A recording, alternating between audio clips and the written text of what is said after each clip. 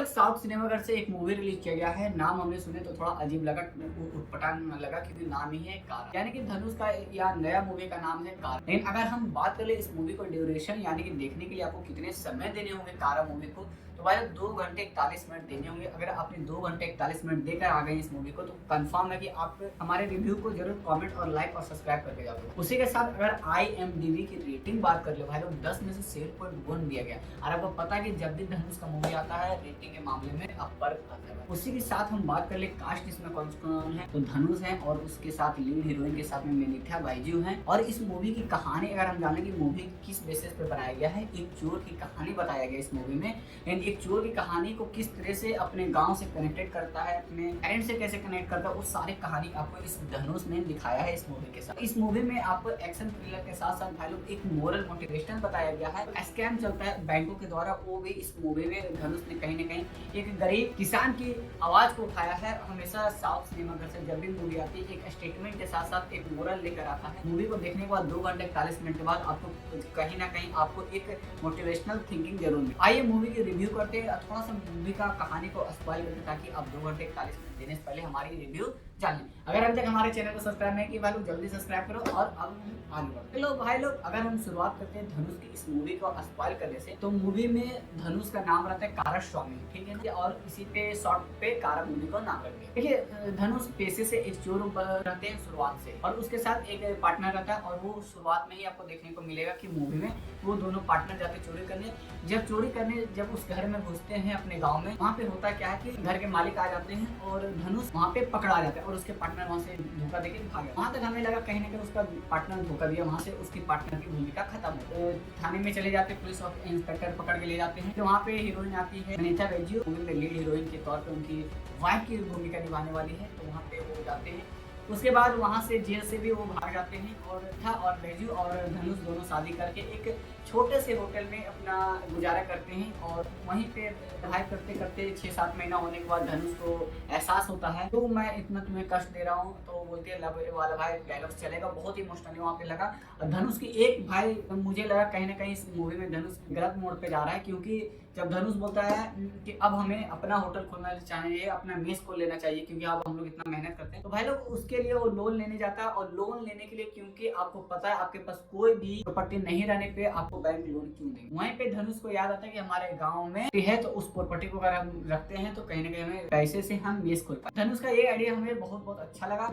अब यहाँ से भाई कड़ी मोड़ लेता है और मूवी की यहाँ से आपको इमोशनली आपको मूवी दिल से कनेक्ट हो जाएगा भाई। अगर आप यहाँ से देखो, यहाँ से जब धनुष जाता है अपने गाँव तो वहाँ पे हीरोइन के साथ में चली जाती है, हीरोइन को शहर में छोड़ देता है और धनुष अपने पिताजी से मिलने जाता है, क्योंकि वहाँ पे धनुष जब वो अपने यंग एज में थे वहाँ से धनुष अपने घर से पिताजी का पैसा चुरा भागा था, जिस डर से वो आज तक घर नहीं गया था। लेकिन उससे पहले अपने मामा से मिलने जाता है, मामा से उससे बहस हो जाता है, धनुष क्या करे, फिर अपने पिताजी से वहीं पे मिल जाते हैं। और धनुष जब अपने घर जाते हैं फिर इमोशनली वहाँ पे कनेक्टेड होते हैं, जो कि हम स्पॉइल नहीं करें। इसके बाद भाई धनुष अपने पिताजी को आखिरी हुआ, अब यहाँ थोड़ा से आपको यहाँ पे मूवी देखने को मिलेगा और वो इमोशनली आपको वहाँ कनेक्टेड करेंगे। इस तरह से उसके पिताजी और उसमें कितना प्यार। लेकिन अचानक धनुष बोल देता है कि पिताजी हम यहाँ प्रॉपर्टी को बेचने के लिए आए। भाई इमोशनली हमें यहाँ लगा धनुष कहीं ना कहीं गलत रॉन्ग पे जा रहा है। फिर धनुष यहाँ पे जाता है, उसके पिताजी बोलते नहीं जमीन हम नहीं बेच। भाई लोग वहाँ के बाद धनुष करता क्या है कि पहले ही लोन लिए होते हैं, क्योंकि गांव में बैंक वाले कर देते हैं स्कैम। करते क्या है, गांव में आते हैं बैंक वाले और ट्रैक्टर सभी को दे देते हैं कि आपका